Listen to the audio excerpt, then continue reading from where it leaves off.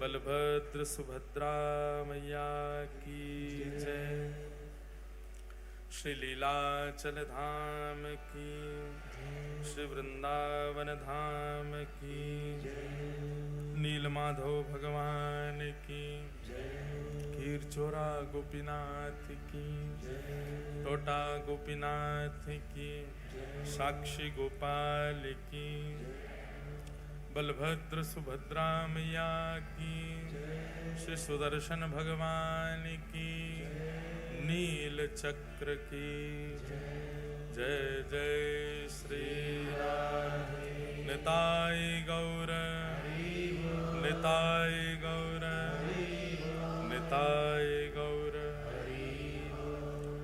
श्री राधा रमण लाल की जय। प्यारे राधा वल्लभ लाल की जय। श्री गंगा मैया की जय। सब संतन की, सब भक्तन की, सब विप्रन की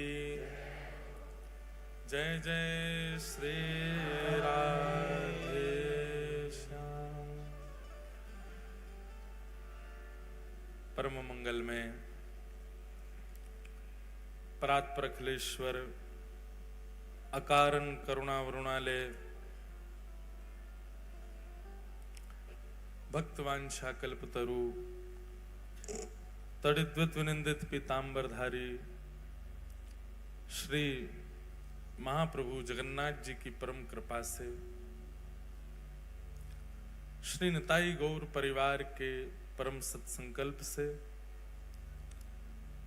हिसार के पावन इस अग्रसेन भवन में हम आप सब लोग श्री जगन्नाथ रसोत्सव का आनंद ले रहे हैं। यह हमारा परम सौभाग्य है। आज कथा का तृतीय दिवस है और आज की मंगल बेला में प्यारे श्री गिरधर लाल जी रथ में आरूढ़ होकर के हम आप सबके मध्य में विराज रहे हैं। हमारे प्यारे गिरधर लाल जी साल में एक ही बार रथ पे विराजते हैं और संपूर्ण भारत में जहां कहीं भी ठाकुर जी रथ आरूढ़ होते हैं एक ही बार ही होते हैं। पर इस बार श्री गिरधर लाल जी रथ यात्रा के समय विदेश यात्रा में थे, तो विदेश में जैसा रथ हो सकता था वैसे रथ पर विराजे। अपने रथ पर इस साल नहीं बैठे थे, तो वो भावना मानो रथ बहुत व्याकुल हो रहा था कि इस साल हम पर नहीं विराज रहे ठाकुर जी। तो वृंदावन से रथ ही हिसार आया है और आज श्री गिरधर लाल जी उसमें आरूढ़ हुए। तो हमारे लाल जी की रथ यात्रा तो आज ही हो रही है। इस वर्ष रथ यात्रा पर लाल जी केवल जगन्नाथ भेष में तैयार होकर के विदेश में विराजे थे, पर रथ का सुख ठाकुर जी नहीं ले पाए थे। लेकिन हिसार के ये जगन्नाथ उत्सव की कथा और आप सब हिसार वासियों का प्रेम प्यारे गिरधर लाल जी को आज यहाँ रथ में आरूढ़ दर्शन हम कर रहे हैं, यह हमारा परम सौभाग्य है। वैसे तो गिरधर लाल जी हमारी कथाओं में नहीं आते हैं। श्री ठाकुर जी या तो किशोरी जी का चरित्र यदि हम कह रहे हो तो आते हैं कथा में, और या फिर भक्तमाल की कथा हो तो कथा में आते हैं। ठाकुर जी का यश, ठाकुर जी का चरित्र या भागवत की कथा होती है तो हमारे लाल जी कथा में नहीं आते।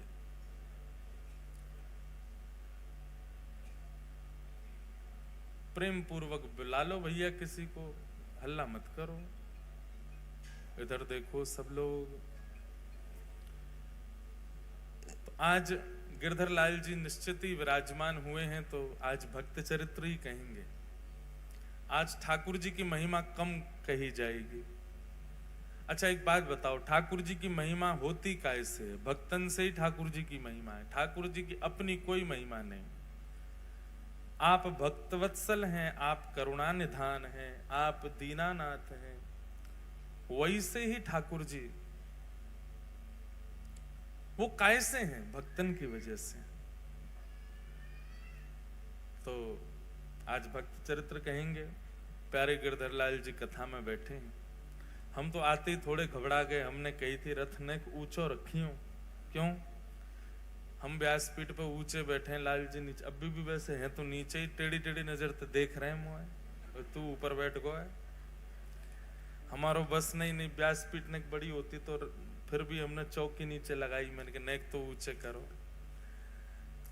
ये जो रथ आप देख रहे हैं, श्री महाप्रभु जगन्नाथ जी का जो रथ नंदी घोष निर्मित होता है, उसी के अवशिष्टों से बना हुआ रथ है। और ये जगन्नाथपुरी में ही सिद्ध होकर के आया है। प्यारे गिरधर लाल जी इसी में ही विराज करके रथ यात्रा अपनी करते हैं। बंधुओं, कल हमने कीर्तन गाया, उसके बाद में बहुत लोग चले गए, पर उसके बाद भी हमारी मन तो था कि कथा कहें। आपको लगा कि कीर्तन हो गया तो कथा हो गई, पर कल रथ की महिमा थोड़ी बहुत बताई थी। आपको पता है श्री महाप्रभु जगन्नाथ जी का जो रथ है, कल हम उसके विषय में थोड़ी चर्चा कर रहे थे। जैसे पंचभूत से हमारा शरीर बनता है, ऐसी पंच रत्नों से महाप्रभु जगन्नाथ जी का रथ निर्माण होता है। सबसे पहला काष्ठ, लकड़ी का प्रयोग होता है। दूसरा होता है रंग, जो रोगन आदि किए जाते हैं। तीसरा होता है वस्त्र, जो ऊपर की जो शिखर है ठाकुर जी का, वो वस्त्रों से ही निर्मित होता है।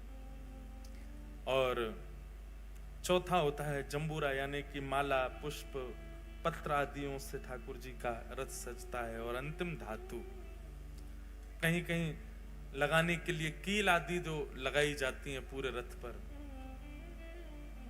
ऐसे पंच धातु, पंच वस्तुओं का प्रयोग रथ निर्माण में और पंच तत्व का प्रयोग मानव जीवन में। ये रथ हम सब मानवों के शरीर का ही प्रतीक है। सन्मुख विराजमान घोड़े, अब एक एक चीज का यहां पे भाव है। हमें कितने घोड़े दिखाई दे रहे हैं आपको? होते 5 हैं, क्योंकि एक अंतर ध्यान हो गया इनमें से। तो इस रथ को चलाता कौन है? बोले पंच इंद्रियां। और हर घोड़े के 4 पैर हैं। तो इसका मतलब क्या है कि उन इंद्रियों के 4 कामनाएं हैं। समस्त इंद्रियां किसको कहते हैं? ज्ञान इंद्रिय और पंचकर्म इंद्रिय, 2 प्रकार की इंद्रियां होती हैं। ये इंद्रियां ही हमको अपनी ओर खींचती हैं और उसी दिशा में हम अपने शरीर को ले चलते हैं जहां हमारी इंद्रियां खींचती हैं। आप सबकी इंद्रियां ठाकुर जी ने खींच रखी, इसलिए आप कथा में आ रहे हो। यही विषयों की तरफ होती तो आप विषयी वस्तु की ओर जा रहे होते। इंद्रियां जहां की ओर मुड़ जाती हैं, शरीर वहीं जाता। मतलब घोड़े जहां जाते हैं, रथ वहीं जाता है। अनेक भावना रथ के ऊपर बताई गई, पर सबसे मुख्य भावना क्या है कि जगन्नाथ भगवान जब रथ पर आरूढ़ होते हैं, रथ की शोभा तभी होती है। बहुत ध्यानपूर्वक सुनिएगा। रथ की शोभा कब है? जब महाप्रभु उस पर विराजे। जैसे ही महाप्रभु रथ यात्रा अपनी विश्राम करते हैं और रथ से उतर करके श्री मंदिर में प्रवेश कर जाते हैं, उसी समय से ही रथ जीर्ण शीर्ण होना शुरू हो जाता है। जगन्नाथपुरी में 6 महीना की मेहनत में रथ बनता है। इतना परिश्रम करके लोग उसको बनाते हैं, पर कभी भी हर बार नया रथ बनता है। इतना विशाल रथ हर बार नया बनता है। क्यों? क्योंकि जगन्नाथ महाप्रभु के रथ से उतरते ही अपने आप उस रथ के जो अंग प्रत्यंग है वो टूटने लग जाते हैं। ये विशेषता है। उसके चक्र जीर्ण शीर्ण होने लग जाते हैं। कई राजाओं ने, कई बड़े बड़े उद्योगपतियों ने प्रयास किया कि श्री महाप्रभु जगन्नाथ जी के रथ को हम अपने शहर ले आएं, कहीं शो पीस में रखें, कहीं उसको सजा करके रखें। अगर इस प्रकार हो तो कितने रथ अभी तक ठाकुर जी हजारों वर्षों से रथ यात्रा कर रहे हैं, कितने रथ निर्माण हुए, कहां चले जाता है इतना बड़ा रथ? उसी दिन से ही टूटना, अपने आप टूटना लग जाता है। ये विशेषता है जगन्नाथ जी के रथ की। मानो मुझे और आप, हम सबको संकेत कर रहे हैं ठाकुर जी, मेरे धारण करने पर ही शरीर रूपी रथ की महिमा है, इस शरीर रूपी रथ की योग्यता है। जिस दिन मैंने इस शरीर रूपी रथ का त्याग कर दिया तो फिर विश्वास मानो, तुम्हारी जितनी सुंदरता है, तुम्हारी जितनी योग्यता है, तुम्हारा जितना बल है, वो सब जीर्ण हो जाएगा, वो शीर्ण हो जाएगा। चाहे कितना भी परिश्रम करके तुम्हारा शरीर बना क्यों ना हो, उसकी योग्यता नहीं रह पाएगी।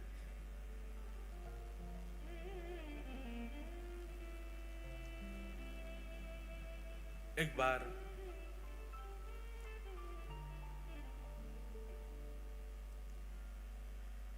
ठाकुर जी में और लक्ष्मी जी में विवाद हो गया आपस में। विवाद ऐसा हमारे आपके जैसा विवाद नहीं होता उन दोनों में। श्रीमद् भागवत में उसको नाम दिया गया प्रणय कलह। क्या दिया गया? प्रणय कलह। मतलब प्रेम भरी नोकझोंक होती है दोनों में। एक दिन लक्ष्मी जी से बैठे बैठे ठाकुर जी कुछ चर्चा कर रहे थे और चर्चा होते होते अपने आप लक्ष्मी जी बोले नाथ, भले ही आप जगन्नाथ हो, पूरा विश्व आपको वंदन करता है, पूजता है, आदि आदि सब बातें हैं, पर हमारी महिमा अलग ही है। अगर हमारी महिमा प्रकाशित हो जाए तो आपकी महिमा कम हो जाएगी। लक्ष्मी जी बोलती हैं ठाकुर जी से, बहुत ध्यानपूर्वक सुनिएगा। हमारी महिमा यदि प्रकाशित हो जाए तो व्यक्ति आपकी महिमा भूल जाएगा उतनी देर के लिए। ठाकुर जी बोले आप तो हैं ही श्रेष्ठ। भगवान को कोई अपनी महिमा की ज्यादा इच्छा नहीं होती। भगवान तो अमानिना मान देना, सबको मान देने वाले हैं, अपने मान की कभी इच्छा रखते नहीं। लक्ष्मी मैया ने जब ये बात कही कि हमारा यदि प्रकाश हो जाए तो आपका प्रकाश धीमा पड़ जाता है, ठाकुर जी बोले अच्छी बात है। लेकिन लक्ष्मी जी मानी नहीं, बोले नहीं, मैं प्रमाणित करके बताऊंगी। अभी तो आपने ऐसे सहज में बोल दिया अच्छी बात है, मैं प्रमाणित करके दिखा दूंगी कि जहां मेरा प्रकाश हो जाता है वहां लोग आपकी महिमा भूल जाते हैं। भगवान बोले नहीं, आवश्यकता नहीं। बोले नहीं आवश्यकता, मैं तो करके दिखाऊंगी। ठीक है। एक व्यक्ति की शव यात्रा जा रही थी। सब लोग उस शव को लेकर के जा रहे हैं। राम नाम सत्य है, गोविंद नाम सत्य है, गोपाल नाम सत्य है। लक्ष्मी जी ठाकुर जी से बोली देखो आपकी महिमा। सब जा रहे हैं लेकर के ठाकुर जी को, सब लेकर के जा रहे हैं उस शव को, आपकी महिमा गाते हुए जा रहे हैं। देखो अब मैं अपना प्रकाश कर दूं। बोले करो। इतने में ही लक्ष्मी ने धन वर्षण कर दिया। आगे सोना चांदी गिरने लगे, आकाश में वर्षा हुई, सोने के सिक्के गिरे। जैसे सोना के सिक्का गिरे, महाराज जितनी शव यात्रा में चल रहे थे भगवान नाम गाते हुए, सब दौड़े जाकर के सिक्का बटोरने लगे। 4 लोग रह गए केवल वो अर्थी पे। उन चारों के मन में आया, बोले कि भैया इतना सारा धन गिर रहा है, राम नाम सत्य बोलना तो सब बोले ही गए। अर्थी वालों ने भी सोचा थोड़ी बहुत देर की वर्षा है, इकट्ठा कर लें, फिर तो पिताजी को ले ही जाना है शमशान। उन्होंने अर्थी नीचे धर दी, वो भी दौड़े, उन्होंने भी जाके सिक्का बटोरे, जेब में भर लिए अपने। लक्ष्मी जी बोली ये है मेरी महिमा। अंत काल में किसी को लेकर के जा रहे हैं, आपका नाम गाते भय जा रहे हैं, लेकिन मेरी महिमा के आगे देखो आपके नाम की महिमा भी फीकी पड़ गई। ठाकुर जी जगन्नाथ जी मंद मंद मुस्काए, मंद मुस्कुरा करके बोले सुनो देवी, ये सब तो भगे, वो अर्थी वाला क्यों नहीं भगा? जय हो पधारो। वो अर्थी वाला क्यों नहीं भगा? ये सब तो भागे हैं। वो एक व्यक्ति क्यों रह गया? महिमा है तो सब पे होनी चाहिए, आपकी सब पे बरसनी चाहिए। लक्ष्मी जी बोली उसके अंदर प्राण नहीं है। बोले प्राण नहीं, उसके अंदर मैं नहीं। प्राण कौन है? आत्मा कौन है? बोले मेरा ही तो स्वरूप है। आपकी महिमा भले ही होगी, पर आपको पाने भी व्यक्ति तब जाएगा जब मैं चित्त में हूं। मैं ही नहीं रहूंगा तो वो आपके पास भी नहीं जा सकता। ये वास्तव में लक्ष्मी जी आपकी महिमा नहीं है। ये तो मैं अपनी पत्नी को जहां देखता हूं तो मेरे मन में भाव आ जाता है कि अहो ये बेचारी यहां पड़ी हैं, यहां रखी हैं, यहां व्यवस्थित हैं, इनको उठा लो। लेकिन जब मैं ही त्याग देता हूं तो फिर आपकी महिमा कैसे बढ़े? लक्ष्मी जी चरणों में गिर गई, कान पकड़े, बोले सॉरी, हमको क्षमा कर दो। ऐसे रथ आरूढ़ होकर के ठाकुर जी हम आप सबको ये संकेत करते हैं कि भैया इस विश्व में आपके आने का एकमात्र उद्देश्य है। रथ कितना भी सुंदर है, रंग रोगन कितना भी अच्छा है, वस्त्र कितने भी अच्छे लगे हैं, घोड़े कितने मजबूत हैं, सारथी कितना अद्भुत है, आपका शरीर जो है वो कितना सुंदर है, कितना योग्य है, कितना श्रेष्ठ है, कितना भरपूर है, वो सब श्रेष्ठताओं से परिपूर्ण है। परंतु रथ की ओर दृष्टि और रथ के प्रति आकर्षण तभी होता है जब उस पर श्री जगन्नाथ जी विराजते हैं। बोले तुम्हारे माथे पर जिस दिन उर्ध्वपुंड विराजमान हो जाएगा, जिस दिन कंठ में कंठी माला तुलसी की विद्यमान हो जाएगी, हाथ में नाम जप माला आ जाएगी और मुख पर निताई गौर हरि बोल, निताई गौर राधे श्याम जपो हरे कृष्ण हरे राम, जब मेरा नाम संकीर्तन होगा तभी तुम्हारी महिमा है। और जिस दिन मैंने तुम्हारा त्याग कर दिया उस दिन ही जीर्ण हो जाना है, उसी दिन ही टूटना प्रारंभ हो जाना है तुम्हारा। इसलिए मुझे धारण करो, मुझे विराजमान करो। आज हमारा परम सौभाग्य प्यारे गिरधर लाल जी रथ में विराजमान हुए हैं और आज कथा में हरिद्वार से भगवत धाम से परम पूजनीय प्रातः स्मरणीय हमारे पूज्य श्री मस्तराम बाबा, जिनको भगवत धाम वाले पूज्य महाराज जी, परम पूजनीय प्रातः स्मरणीय बड़े महाराज जी स्वामी श्री विवेकानंद जी महाराज का खूब आशीष प्राप्त है। ऐसे परम पूजनीय श्री रविंद्रानंद जी महाराज हमारे मध्य पधारे हैं। महाराज जी का बहुत बहुत स्वागत, बहुत बहुत अभिनंदन। ऐसे स्वागत करते हो आप लोग, बोलो जय जगन्नाथ। सब लोगों ने बताओ, हाँ ऐसे होना चाहिए कि महाराज संतन को भी लगे कि हाँ हिसार में उत्सव चल रहा है।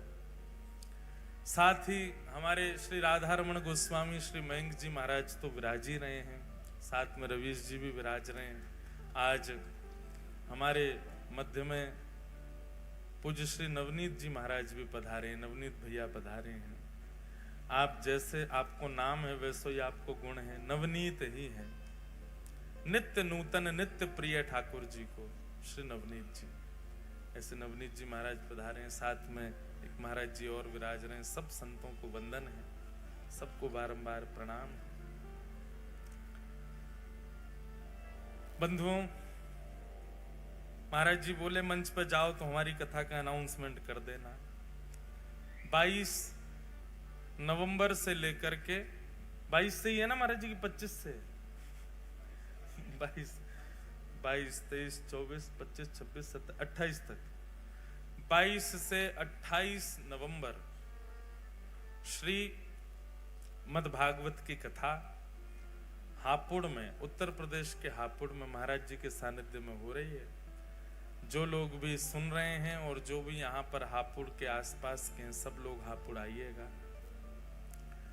बाकी कल की कथा जो है बंधुओं वो सुबह 11 बजे से है, क्योंकि हमको कानपुर निकलना है कल ही, इसलिए आप लोग सब 11 बजे यहाँ उपस्थित हो जाना। उपस्थित तो आप लोग और जल्दी हो जाना। अच्छा, हम कथा में कहते हैं लाइट जाए तो ठाकुर जी आ गए। हाँ, जगन्नाथपुरी की बात है। जगन्नाथपुरी में कथा चल रही थी, तो जिस होटल में कथा थी उसके हॉल में वहां लाइट बहुत जा रही थी, क्योंकि रथ यात्रा का समय समीप था। लाइट कटती है जगन्नाथपुरी में बहुत, बार बार लाइट जाए तो सब श्रोता काले काले हो जाएं, अदृश्य हो जाएं, ना श्रोताओं को मैं दिखूं, ना श्रोताओं को, ना मुझे श्रोता दिखे। हम एक दिन गई लाइट तो सबरे बड़े निराश से हो गए, बोले लाइट क्यों जाती है? मैंने कि इस निराशा को खुशी में परिवर्तित करना है, ये तो रोज जा रही है। तो हमने क्या किया, जैसे लाइट जाती है हमने कि कालिया आ गया, कालिया आ गया, जगन्नाथ जी आ गए, जगन्नाथ जी। सबके ऊपर जगन्नाथ। देखो आप लोग रंग बिरंगे दिख रहे हो, क्यों? क्योंकि प्रकाश है। जैसे प्रकाश चला जाए तो आप सब एक ही रंग में आ जाओगे, और वो क्या है? श्याम, श्याम वर्ण के हो जाओगे सब। इसका मतलब क्या? ठाकुर जी आ गए। तो कथा में ठाकुर जी आवे तो ठाकुर जी का भाई इतनी बल है, इतना योग्य है ठाकुर जी, इतनी शक्ति है उनमें कि बिजली कहाँ रुक पाएगी। पिक्चरों में दिखाते हैं भूत आते हैं तो टिमटिमाती है लाइट, ठाकुर जी आते हैं तो टिमटिमाती है लाइट, तो सब चला जाएगा। तो जगन्नाथ जी आ गए। मधुर चरित्र श्री जगन्नाथ जी का हम लोग सुन ही रहे हैं। कल हमने इंद्रद्युम्न राजा पर कृपा करके भगवान श्री जगन्नाथ प्रकट भये और अपने पूर्व के स्वरूप को ही श्री लीलाचल धाम में विराजमान किया। सब लीला चरित्र हम लोग कल सुन ही रहे थे। गोस्वामी तुलसीदास जी ने भगवान श्री जगन्नाथ जी का दर्शन किया। श्री जगन्नाथ जी के 4 द्वार हैं, उत्तर द्वार, दक्षिण द्वार, पश्चिम द्वार और पूर्व द्वार है। इन द्वारों के भी अपने अपने महत्व हैं। पूर्व द्वार जो है उसको सिंह द्वार कहते हैं, जो कि धर्म का स्वरूप है। वहीं से ही प्रवेश होता है मंदिर में, उसको सिंह द्वार कहते हैं और वो धर्म स्वरूप माना जाता है। आपने देखा होगा कि सिंह, जो लोग गए जगन्नाथपुरी, सिंह द्वार से जब मंदिर में प्रवेश करते हैं तो सिंह द्वार में श्री पतित पावन भगवान विराज रहे हैं। जैसे ही आप भीतर प्रवेश करोगे, द्वार में प्रवेश करते ही इधर मतलब ऐसे जाओगे तो आपके दाहिनी ओर भगवान जगन्नाथ जी का एक स्वरूप होगा, छोटा सा। वो साक्षात जगन्नाथ जी, उनका नाम है पतित पावन भगवान। क्या नाम है? पतित पावन। उनके वहां विराजने के कई कारण हैं। मुख्य कारण तो यह है कि जगन्नाथ भगवान इतने दयालु हैं, इतने कृपालु ठाकुर जी हैं। उनको लगता है कि भाई भीतर आने में, मेरे दर्शन करने में बहुत समय लगता है, इतनी भीड़ होती है। और कोई व्यक्ति, कोई भक्त यदि अपने कार्य में व्यस्त है और वो जल्दीबाजी में मेरा दर्शन नहीं कर पा रहा है, तो उसके लिए ठाकुर जी द्वार पे ही बैठे, वहीं से देख के चला जाए। पतित पावन भगवान के दर्शन का फल साक्षात जगन्नाथ जी के दर्शन का फल है। अगर कोई व्यक्ति, बहुत ध्यान से सुनिएगा, सिंह द्वार से यदि प्रवेश करता है जगन्नाथ मंदिर में और पहले पतित पावन भगवान को देखता है, फिर भीतर जाके महाप्रभु जगन्नाथ जी को देखता है, तो उसके पुण्यों में गिनती 1 नहीं 2 होती है। कितने दर्शन किए? बोले 2 दर्शन किए। पहले पतित पावन भगवान के हो गए, फिर भीतर महाप्रभु जी के हो गए। तो मुख्य कारण तो यही है उनका मुख्य द्वार पर विराजमान होने का। अब जगन्नाथपुरी में आपको पता है, उड़ीसा एकमात्र ऐसा प्रांत है जहां पर केवल एक ही देव पूजे जाते हैं, जगन्नाथ। बाकी सारे प्रांतों में खूब सारे देवता हैं, उड़ीसा में केवल एक ही ठाकुर जी हैं, जगन्नाथ। वहां पर लिंगराज भगवान का भी मंदिर है, वहां पर देवियों का भी मंदिर है, पर हर मंदिर में आपको श्री जगन्नाथ जी मिल जाएंगे। कहीं चले जाओ, पूरे उड़ीसा में एकमात्र ऐसा प्रांत है पूरे भारत में जहां पर जगन्नाथ जी ही देव हैं और कोई देव नहीं। हरियाणा में आपके हिसार में ही होंगे 5-6 भगवान, आसपास में तो है ही है। हरियाणा में इतने सारे भगवान, कोई देवता की निंदा नहीं।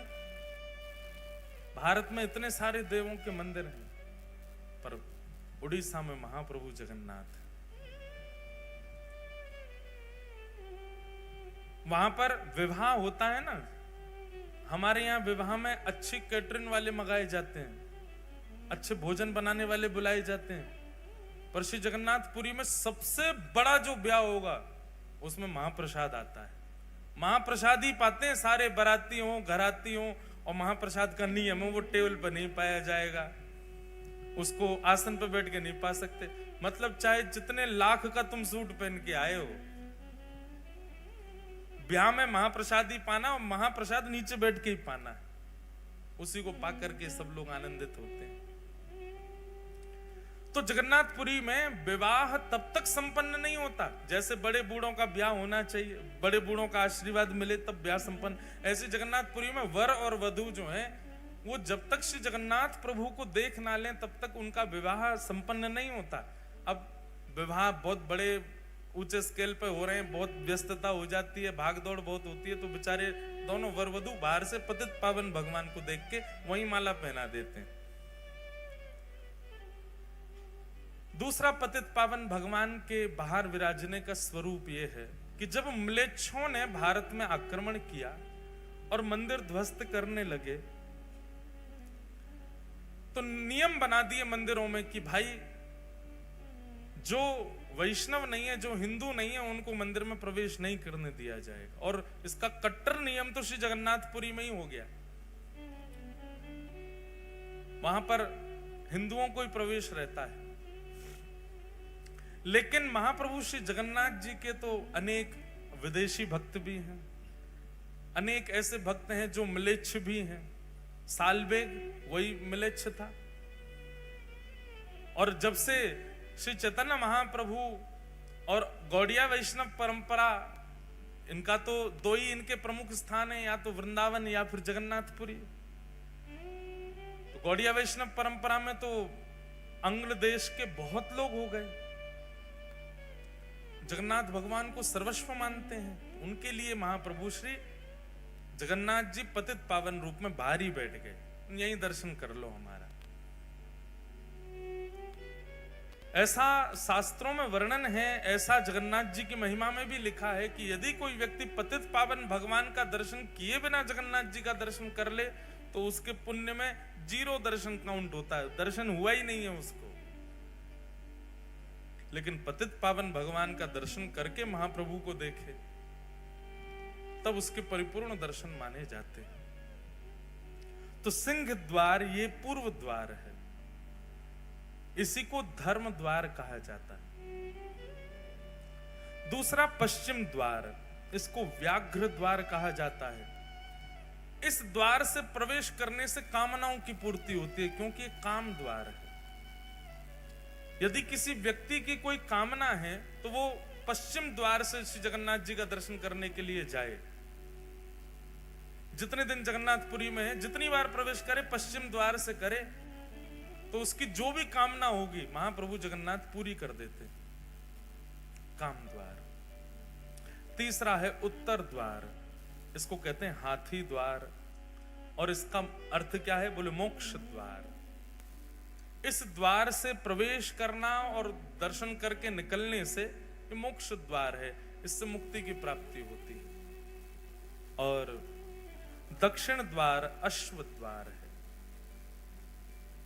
अश्व द्वार, इस द्वार से प्रवेश करके दर्शन करने जो व्यक्ति जाता है उसको अर्थ की प्राप्ति होती है, धन मिलता है। पर हरि नाम जिसके चित्त में है, हरि जिसके भीतर विद्यमान है, वो किसी भी द्वार से प्रवेश कर जाए उसको चतुर्विध पुरुषार्थ नहीं मिलता है। जैसे जिसके चित्त में कामना नहीं है, जिसके चित्त में मोक्ष की इच्छा नहीं है, जिसके चित्त में अर्थ की कामना नहीं है, वो किसी भी द्वार से प्रवेश कर जाए, उस द्वार की महिमा जाने बिना प्रवेश कर जाए, तो उसको पंचम पुरुषार्थ की प्राप्ति होती है। पंचम पुरुषार्थ क्या है? प्रेम। श्री जगन्नाथ जी उसको प्रेम प्रदान करते। इस प्रकार महाप्रभु श्री जगन्नाथ जी के ये 4 द्वार हैं। इन 4 द्वारों से श्री जगन्नाथ जी के दर्शन करने को वैष्णवजन प्रवेश करते हैं, दर्शन करने भीतर जाते हैं। महिमा बहुत सारी है, सब प्रकार के तीर्थ अंदर विद्यमान हैं। महाप्रभु जगन्नाथ जी के समस्त देवी देवता अंदर ठाकुर जी के पास बैठे हैं। फिर आज क्या है? एकादशी। अब लोग एकादशी के लिए बहुत प्रश्न करते हैं कि श्री जगन्नाथपुरी में एकादशी का महत्व क्यों नहीं है? ऐसा नहीं है कि महत्व नहीं है, एकादशी का बहुत बड़ा महत्व है, पर वहां व्रत नहीं किया जाता। अगर एकादशी के दिन आप श्री जगन्नाथ धाम में हैं तो उस दिन स्कंद पुराण में कहते हैं बाकी के दिन महाप्रसाद पाओ पेट भर के, लेकिन एकादशी के दिन महाप्रसाद पाओ आकंठ। गला आपका यहां तक भर जाना चाहिए, जितनी भूख लगे वहां से ज्यादा पाओ। क्यों? बोले एकादशी के दिन जगन्नाथ भगवान के नेत्र 1-1 फीट और बड़े हो जाते हैं। आंख खोल के देखते हैं आज मेरा प्रसाद कौन नहीं पा रहा है। वादना तो ठाकुर जी और ध्यान से देखे। तो एकादशी के दिन महाप्रसाद की बड़ी महिमा है। लेकिन याद रहे, जगन्नाथपुरी जाकर के यदि कोई व्रत करता है एकादशी का तो उसकी संपूर्ण पूर्व की एकादशी निरस्त हो जाती है। इसलिए कई लोग मैंने देखे हैं ऐसे, वो बहुत निष्ठा रखते हैं एकादशी के प्रति, तो जगन्नाथपुरी जाकर के भी वो कहते हैं ठीक है महाप्रसाद है, हम माथे से लगा के थोड़ा ले, पर हम प्रसाद पाएंगे नहीं, हमारा नियम है, व्रत है। भैया स्कंद पुराण में स्पष्ट मना किया गया है, वहां व्रत मत रखो। अब इसके पीछे कारण सुनो क्यों। एकादशी के दिन अन्न में पाप का निवास होता है कि नहीं होता? एकादशी के दिन अन्न में पाप निवास करता है। और जगन्नाथपुरी का जो महाप्रसाद है, श्री जगन्नाथपुरी में जो रसोई में प्रसाद सिद्ध होता है वो स्वयं लक्ष्मी सिद्ध करती। कौन सिद्ध करता है? लक्ष्मी जी के हाथ स्पर्श हो जाने के बाद में कोई अन्न में पाप निवास नहीं कर सकता। और दूसरी बात, लक्ष्मी जी के हाथ से निर्मित हुआ तो पाप तो बहुत दूर की बात है महाराज, उस प्रसाद के चारों ओर करोड़ों पुण्य घूमते रहते हैं। हमको मौका मिले हम इसमें प्रवेश कर जाएं। उसके बाद जगन्नाथ, जगत नियंता जगन्नाथ भगवान उसका भोग लगा रहे हैं और हम उस समय एकादशी की प्रधानता मान रहे हैं। हम कैसे मान सकते हैं एकादशी प्रधान है उस दिन? हम एक नियम और बताएं, संतों की आज्ञा से बता रहे हैं। एकादशी आपका व्रत चल रहा है, आप हिसार में बैठे हो, आपका व्रत हो रहा है, आप निर्जला कर रहे हो या जैसा भी आपका व्रत का स्वभाव रहता है वैसा आप व्रत कर रहे हो, बहुत अच्छी बात है, निष्ठा एकादशी की होनी चाहिए। उसी समय वृंदावन से हमारे गिरिराज जी से कोई वैष्णव आए और वहां का 56 भोग लेकर के आए और आकर के आपके घर पर प्रदान किया। अब प्रसाद का नियम क्या है? प्रसाद जैसे ही आपके घर में आए तुरंत उसमें से एक टूक आपको लेना ही चाहिए। क्यों? बोले प्रसाद आया है, आपने रख दिया फ्रिज में, आपने सोचा कल पाएंगे, कल तक जीवित नहीं रहे तो, रात में प्राण चले गए तो, अगले क्षण ही पधार गए तो। प्रसाद जैसे ही सन्मुख नेत्रों के सामने आ जाए तुरंत उसको ग्रहण कर लेना चाहिए। अब एकादशी क्या करें? ये तो अन्न है। अगर आपने उस समय प्रसाद को अन्न माना तो आपकी एकादशी निरस्त हो जाएगी। उसी समय आपके सन्मुख जैसे ही प्रसाद आवे तुरंत लीजिए और तुरंत लेकर के एक टुक मुख में धारण कर लीजिए। क्यों? वस्तु में पाप निवास करता है, व्यंजन में पाप निवास करता है, अन्न में पाप निवास करता है, प्रसाद में पाप नहीं रहता। इसलिए प्रसाद के प्रति ये बुद्धि मत रखो। जगन्नाथपुरी में एकादशी व्रत नहीं करना चाहिए, पर मंदिर का ही प्रसाद पाना चाहिए, बाहर कुछ मत पा लेना, महाप्रसाद पाओ। लक्ष्मी ने बनाया है, जगन्नाथ का अधरामृत है, उसको पाने से तो एकादशी पुष्ट होती है। इसलिए वहां एकादशी व्रत का नियम नहीं। और सबसे बड़ी बात बंधुओं एक हमारी सुनिएगा, प्रसाद को कभी भी व्यंजन मत समझिए। प्रसाद चाहे जगन्नाथ जी का हो, चाहे राधा रमन लाल जी का हो, राधा वल्लभ लाल जी का हो, बिहारी जी का हो, श्री गिरिराज जी का 56 भोग हो, उसके प्रति व्यंजन बुद्धि, उसके प्रति पदार्थ बुद्धि बिल्कुल मत रखिए। उसमें स्वाद आ रहा है तो ज्यादा पाना, ऐसा भी भाव मत रखो। साक्षात ठाकुर जी का स्वरूप है, उसी भाव से ही उसको सेवन करना चाहिए। मूलतः एकादशी अन्न के लिए है, प्रसाद के लिए नहीं। इसलिए जगन्नाथपुरी में एकादशी का नियम नहीं है, वहां नहीं करना चाहिए। कई कथाएं आती हैं, जिन जिन लोगों ने एकादशी नियम रखने का प्रयास भी किया, श्री जगन्नाथ जी ने उनको तुरंत ही अवगत भी करा दिया कि भाई तुम यहां एकादशी मत करो, एकादशी करनी दुनिया में करो। अब लेकिन कई बातें आती हैं, बहुत सारे प्रकार के भाव आते हैं। एक जगह ऐसा भाव आता है कि श्री जगन्नाथ भगवान जो हैं वो साल भर तो दाल भात पाते ही पाते, महाप्रसाद पाते हैं, लेकिन स्नान पूर्णिमा के बाद जब ठाकुर जी अस्वस्थ हो जाते हैं 15 दिन के लिए, रथ यात्रा से पहले श्री जगन्नाथ भगवान अस्वस्थ होते हैं, तो 15 दिन ठाकुर जी महाप्रसाद का भोग नहीं लगाते, तो मतलब अपनी साल भर की जितनी एकादशी ठाकुर जी तभी कर लेते हैं। अपनी सबरी एकादशी ठाकुर जी उन्हीं दिनों में ही कर लेते हैं। मतलब जब श्री जगन्नाथ भगवान अस्वस्थ अवस्था में होते हैं और यदि किसी व्यक्ति का जगन्नाथपुरी में अनेक एकादशियां व्यतीत हुई हैं, ऐसे व्यक्ति को उन 15 दिनों तक उसको भी व्रत नियम करना चाहिए, क्योंकि जगन्नाथ जी प्रसाद नहीं पा रहे हैं तो हम भी नहीं पाए, हमारी भी एकादशी पुष्ट हो जाए उसी में, ऐसी भी भावना है। अस्वस्थ क्यों होते हैं श्री जगन्नाथ भगवान? भगवान को कभी अस्वस्थता हो सकती है? श्री ठाकुर जी के ऊपर कभी किसी भी प्रकार की अस्वस्थता का भाव कैसे आ सकता है? वो साक्षात महाप्रभु हैं। तब प्रसंग सुनाया जाता है भक्त श्री माधव दास जी का। श्री जगन्नाथ भगवान के परम वैष्णव भक्त हुए श्री माधव दास, बहुत सुंदर चरित्र है। कन्नौज के एक विप्र कुल में जन्म हुआ श्री माधव दास जी का। बहुत ध्यान पूर्वक सुनो, जिनको कथा पता है अच्छी बात है, जिनको नहीं पता है वो सुनो, जिनको पता है वो फिर से सुनो।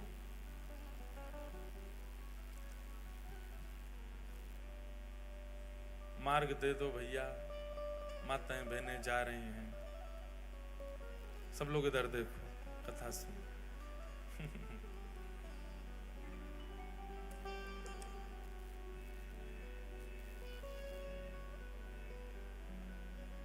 कथा से कोई जाता है तो मन तो होता है कि इनको पकड़ के बैठा दें,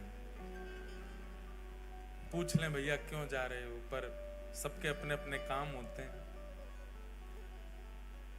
लेकिन फिर मन में बात आती है कि भाई 7 दिन की कथा हो तो ठीक भी लगे, 4 ही दिन को आए फिर भी जा रहे हो, अब तो बैठ जाओ, अब मत उठना कोई। हाँ, अब जो उठ गए वो चले जाओ, जो नहीं उठे वो बैठे रहना। ध्यान से सुनो, श्री गिरधर लाल जी रथ में बैठे हैं आप लोगों के लिए, इसलिए भाव से कथा सुनो। बोलो गिरधर लाल प्यारे की। कन्नौज के विप्र कुल में जन्म हुआ किनका? माधवदास।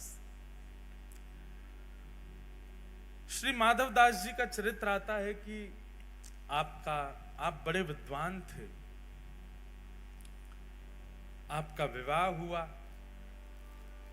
और विवाह के उपरांत आपकी पत्नी ने एक पुत्र को जन्म दिया। बालक का जन्म होते ही किसी कारण से पत्नी की मृत्यु हो गई और पत्नी की मृत्यु होने पर पूरा घर बड़ा उदास, निराश, हताश हो गया। माधवदास जी ने संस्कार आदि किए और उसके बाद ऐसी विरक्ति आई माधवदास जी को। विरक्त तो पहले से ही घर वालों ने ब्याह करा दिया था, विरक्ति तो उनके चित्त में थी, परंतु पत्नी की मृत्यु से अब और ज्यादा उनकी विरक्ति जो है वो प्रगाढ़ हो गई। उन्होंने मन में विचार कर लिया कि अब सब तज हरि भज, सब छोड़ छाड़ के ठाकुर जी को भजेंगे। एक बात कहें बंधुओं, माधवदास जी के चरित्र में नहीं कह रहा हूं, अपने विषय में, हम आप सब लोगों के विषय में कह रहा हूं कि हम प्रतीक्षा क्यों करते हैं कि जब कुछ घटना घटे तो ही हम ठाकुर जी के शरणागत हों। प्रतीक्षा मत करो घटना की। वास्तव में कोई घटना होने के बाद, ठोकर लगने के बाद, या फिर किसी प्रकार की स्थिति आने के बाद जब हम भगवत सन्मुख होते हैं, ठाकुर जी को अच्छा तो लगता है पर उतना प्रिय नहीं लगता। लेकिन कोई व्यक्ति सर्व व्यवस्था होने के बाद भी, सब कुछ सुमंगल होने के बाद भी ठाकुर जी को शरणागत हो जाता है, तब ठाकुर जी को बहुत प्रिय लगता है। तब लगता है ठाकुर जी को, हाँ ये प्रेम मेरे लिए वास्तविक है। कोई व्यक्ति आपसे प्रेम इसलिए कर रहा है क्योंकि उसका मन नहीं लग रहा। कोई व्यक्ति आपसे प्रेम इसलिए कर रहा है क्योंकि उसके प्रेम के पीछे एक कारण विद्यमान है, एक कारण है जिसके कारण वो आपसे ब्याह कर रहा है। जैसे कि विवाह संबंधों में भी अगर कन्या ने आपसे विवाह किसी कारण से किया, चाहे आपके धन के लिए किया, चाहे आपकी संपत्ति के लिए किया, चाहे किसी और कारणों से किया, तो कारणों से हुआ संबंध आपको पता लगने पर इतनी प्रसन्नता नहीं होती, क्षोभ होता है चित्त में। ऐसे ठाकुर जी जब अपने शरणागत को देखते हैं तो शरणागत को देख करके ठाकुर जी तुरंत नेत्र बंद करके विचार करते हैं कारण क्या है इसकी शरणागति का। और जब कारण ठाकुर जी को पता चलता है, ओहो जीवन में दुविधा है, सब जगह ठोकर खा खा के बेचारा परेशान हो गया है, सब जगह विश्वास करके देख लिया लेकिन फिर भी इसको अविश्वास मिला है, सब जगह से ऐसा ऐसा हो करके अंत में मेरे शरण में आया, तो ठाकुर जी मुस्कुराते तो हैं पर प्रसन्न नहीं होते। लेकिन कोई व्यक्ति बिना किसी कारण के ठाकुर जी के सन्मुख चला जाए, बिना किसी कारण के ठाकुर जी का हो जाए, वो अति प्रिय होता है। अकारण प्रेम करो, अहेतुकी भक्ति करो ठाकुर जी की। किसी घटना की प्रतीक्षा मत करो कि वो हो तो ही हम ठाकुर जी के सन्मुख जाएं। अब घट गई है, उसके बाद आ चुके तो अब बुरा नहीं मानो, अब उनके लिए माधवदास जी की कथा सुनो। तो माधवदास जी का जीवन कैसा, वो तो पहले से शरणागति चाहते थे पर घर वालों के कारण ब्याह किया। पुत्र का जन्म हुआ, पत्नी मर गई, सब छोड़ करके शरणागति लेना चाहते थे ठाकुर जी की, पर तभी अपने छोटे बालक को देखा और घर वाले भी कहते थे अब ये इसका पालन पोषण कौन करेगा, इसका बेचारे का क्या अपराध, इसका क्या दोष, ये कैसे रहेगा। तो माधवदास जी का एक सूक्ष्म ममत्व उसके प्रति होने लगा, उसको अपने चित्त से लगा करके रखते। सोचते तो थे क्या करूं, घर वाले कहते एक और ब्याह कर लो। बहुत पीछे पड़ने लगे घर वाले, तो माधवदास जी ने एक दिन कह दिया, आप सब लोग जो मेरे पीछे पड़े हैं कि ब्याह कर लो ब्याह कर लो, मुझे आप सब आश्वासन दे दीजिए और आश्वासन करते हुए ये बता दीजिए कि अब मेरा जिससे ब्याह होगा वो कभी नहीं पधारेगी और उससे होने वाली संतान भी कभी नहीं पधारेगी, तो मैं ब्याह करूंगा। सारे रिश्तेदार पीछे हो गए, ये कैसी बात है, ये कैसी बात है। बोले नहीं, आप कह दो कि वो नहीं मरेगी तो मैं ब्याह कर लूंगा। कोई भी इस बात पर लिखने को राजी नहीं हुआ। माधवदास जी बोले तो फिर मैं ब्याह नहीं करूंगा। रही बात इस बालक की, तो मैं इसका पोषण करूंगा। माधवदास जी उस बालक को लिए घूमते रहते। एक दिन एक बगीचा में आप बैठे थे, बालक गोद में था, मन में सोच रहे थे कि और कोई उपाय नहीं है क्या ब्याह के अलावा इस बालक के पोषण का, जिससे मैं शरणागति ग्रहण कर लूं। ये चिंतन उनका चलता ही रहता था। तभी आपने क्या देखा, सामने वृक्ष पर एक घोंसला है, उस घोंसले में से एक चिड़िया का एक अंडा छोटा सा जोर से हवा चलने पर नीचे गिरा, और जैसे ही वो नीचे गिरा माधवदास जी उसको देख रहे थे। माधवदास जी उठ करके उसको बचाना चाहते थे, पर तभी क्या देखा, नीचे सूखे पत्तों का ढेर था और वो अंडा आकर के उस पर गिरा और बच गया, कोई उसकी दुविधा नहीं हुई। थोड़ी धमक लगने पर अंडा फूट गया, उसमें से बालक बाहर आ गया। वहीं के कीड़े मकोड़े जो थे उनको चुग करके पाने लगा। माधवदास जी के मन में बात आई, बोले हम बेफिजूली की चिंता करते हैं कि इसको कौन पालेगा, इसको कौन रखेगा, इसको कौन संभालेगा। सबका रक्षक जगन्नाथ है तो वो सबको संभालता है। मैं तो दौड़ा था कि मैं अंडा पकड़ दूं, लेकिन नीचे ठाकुर जी ने पहले ही किसी के द्वारा पत्तों का ढेर रखवा रखा है, उस पर गिर करके वो बालक बच गया और उसके बाहर आते ही उसको प्रसाद भी मिल गया, उसको अपना भोजन पेट भरने के लिए सामग्री भी मिल गई।